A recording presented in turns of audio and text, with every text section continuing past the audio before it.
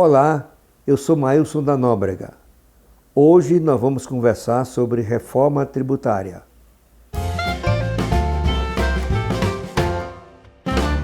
Como vocês devem saber, esse é um tema muito complexo, difícil de entender, envolve pressões, interesses de toda natureza. Tem várias visões sobre o significado de reforma tributária. Eu selecionei para vocês 4 delas que me parecem as principais. A primeira diz que a reforma tributária deveria servir para reduzir a carga tributária, a carga dos impostos. Isso é desejável, mas não é possível. Por quê?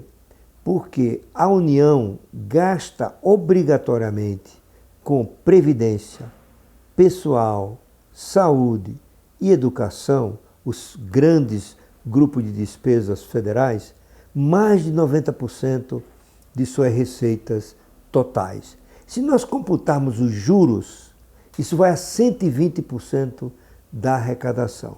Isso significa, se reduzir a carga tributária, o rombo do governo aumenta. Ele vai ter que ou emitir mais dívida, se endividar mais, ou emitir mais dinheiro.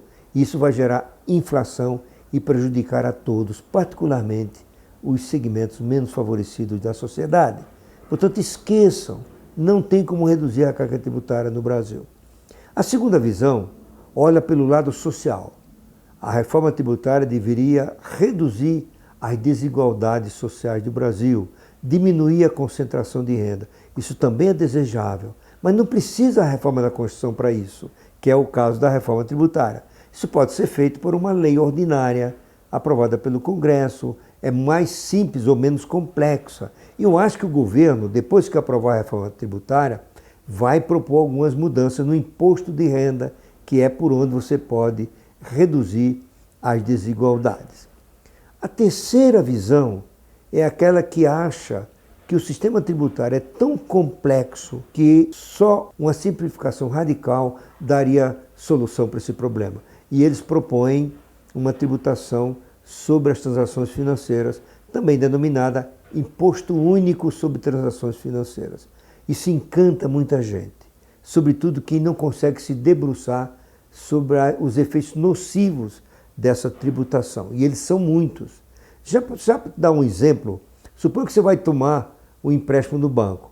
Pela proposta, incide 2,5% no débito, 2,5% no crédito em sua conta corrente, porque aí já vai 5% a mais de juros. Agora você imagina isso ao longo da cadeia produtiva, ao longo do processo de produção e comercialização, seria uma enormidade a tributação. E como ela é em cascata, incide sobre ela mesma, não será possível saber, no fim de tudo, quanto tem de tributo num produto exportável. E isso, como seria impossível devolver a tributação, porque ninguém sabe calcular quanto foi, isso prejudicaria as exportações, prejudicaria o crescimento do país. Não embarque nessa canoa, embora ela seja muito atrativa, mas ela é furada, pode acreditar. A quarta visão, que me parece a da verdadeira reforma tributária, é aquela que propõe uma radical, aí sim radical também, simplificação da tributação do consumo, porque é aí que está o problema. O Brasil tem 5 tributos diferentes sobre o consumo. No mundo inteiro, tem 160 países que adotam a tributação sobre valor agregado, aquela que é tributada a cada etapa do processo produtivo.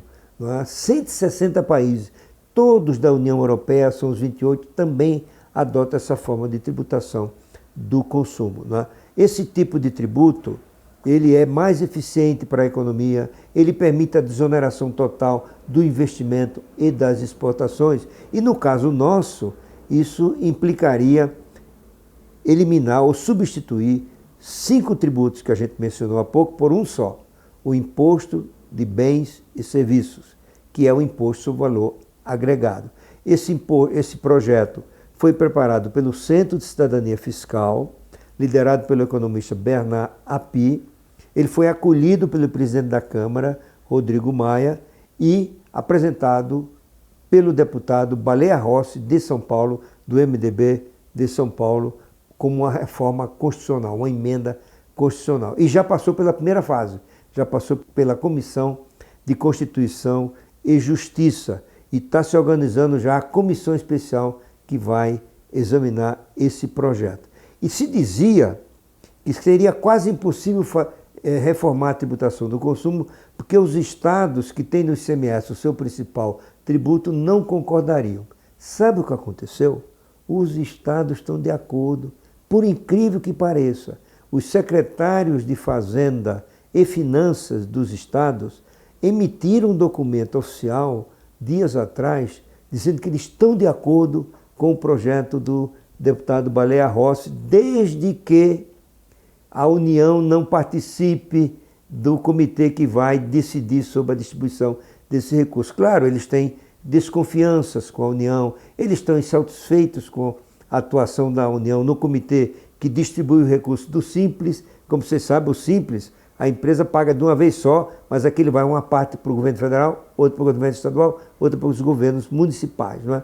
Então, isso é algo que tem que conversar. Talvez exista uma forma de contentar os estados, mas deixa-me repetir, isso é uma mudança e tanto, e sinaliza chances maiores de que em qualquer outra época de aprovação dessa reforma tributária. E por que ela é melhor? Porque ela vai acabar com o caos, particularmente o caos do ICMS. Esse é o mais deletério tributo hoje, contrário aos interesses do país, da economia. Não é? Os secretários de Fazenda estão se dando conta disso, porque o ICMS, além disso, ele é um imposto condenado, porque ele é um imposto sobre bens, enquanto os municípios tributam os serviços de telecomunicações, assinatura de TV digital, saúde, educação, viagem, turismo, cinema, diversão e tudo mais. E a economia brasileira é cada vez mais uma economia de serviços. Hoje, os serviços representam algo como 70% da economia. Portanto, aquela base do ICMS está encolhendo. Portanto, os estados estão se dando conta que o melhor para todos é uma revolução na tributação do consumo, fazer com que o Brasil adote o que prevalece hoje em 160 países ao redor do mundo, nos 5 continentes. Né? E o ICMS, ele tem que ser arquivado, tem que ser deixado para trás, porque ele é tão complexo que ele muda 70 vezes por semana em todo o país. Uma empresa que opera em mais de um estado, ela é obrigada a saber as regras de cada um deles, imagina. Isso significa que se um fiscal entrar numa empresa hoje para fiscalizar, dificilmente ele não vai achar um erro. E quando ele acha, ele multa a empresa. E essa multa gera mais custos, porque a empresa não se conforma, ela vai contratar advogados para recorrer dessa multa, vai perder tempo em audiências, aqui e acolá vai ser achacada com processos, pedidos de corrupção. Isso já aconteceu já recentemente no Brasil. O CARF, que examina esses recursos, houve uma grossa corrupção por lá, e tudo isso é mais custo para as empresas. E sabe do que mais? O CONFAZ, que é o conselho que reúne o secretário de Fazenda de todo o país, sob a presidência do ministro da Economia, aprovou uma regra que, com todo respeito, é maluca. É a regra do comércio eletrônico.